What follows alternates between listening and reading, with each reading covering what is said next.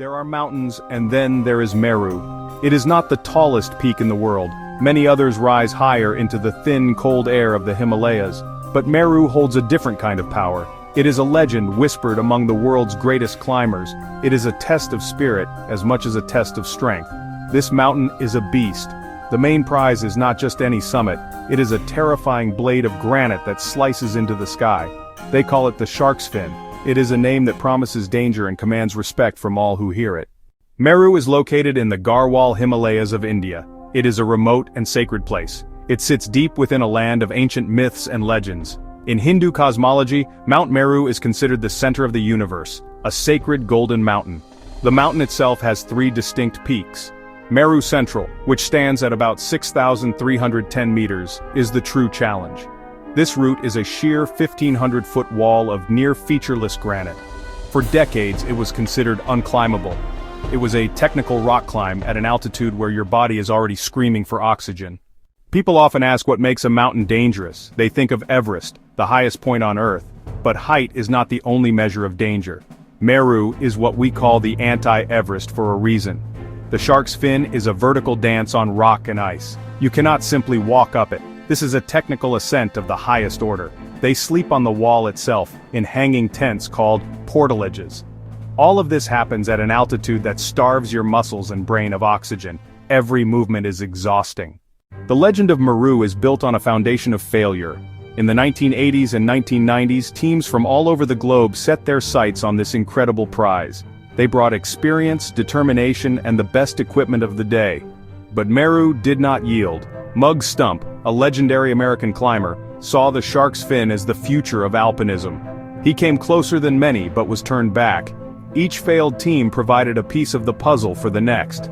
They learned the best time of year to climb. They pushed the line of what was thought possible a little higher each time. They proved Meru was not just another climb. It would require a new level of commitment and perhaps a new kind of climber.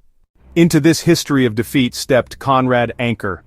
Conrad is a legend in the climbing world. For him, Meru became more than just a climb, it became a personal quest. After Muggs's death, Conrad felt a duty to see his mentor's vision through. In 2008, Conrad put together his dream team for a first attempt. He chose Jimmy Chin, a world-class ski mountaineer and adventure photographer. He also chose Renan Ozturk, a young and incredibly talented artist and climber. Together, they were a perfect blend of experience, strength, and youthful energy.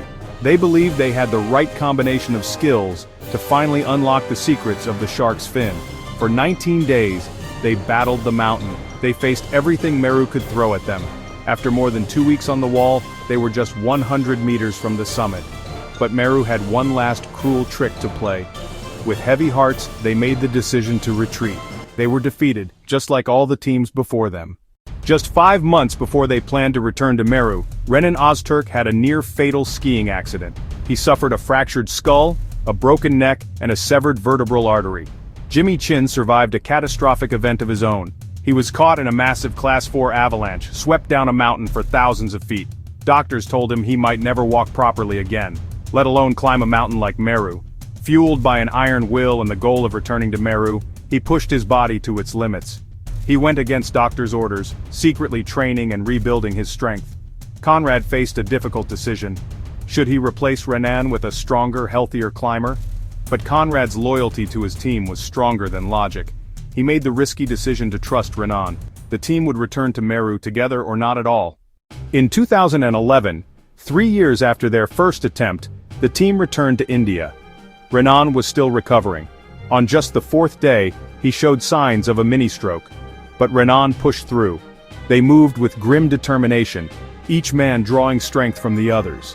Their teamwork was flawless, a perfectly coordinated dance on the edge of life and death.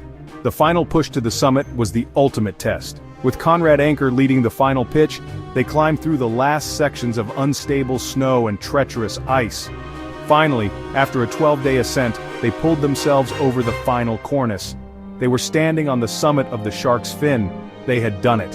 For the first time in history, human beings stood on this tiny, knife-edge peak.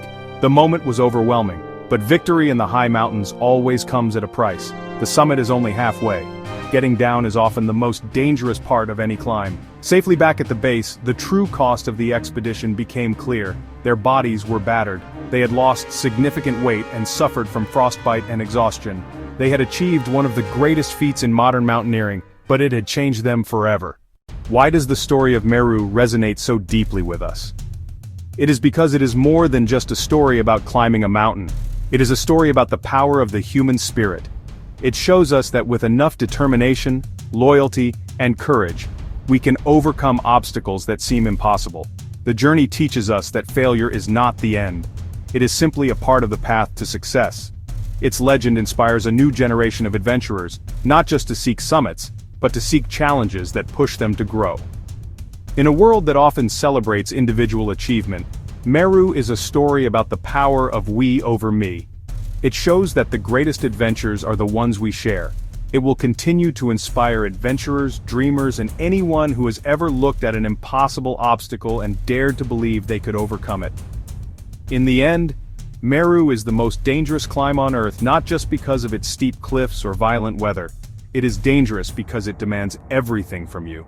It forces you to confront your deepest fears and to ask yourself what truly matters. That is the enduring, powerful magic of Meru. Fade to black.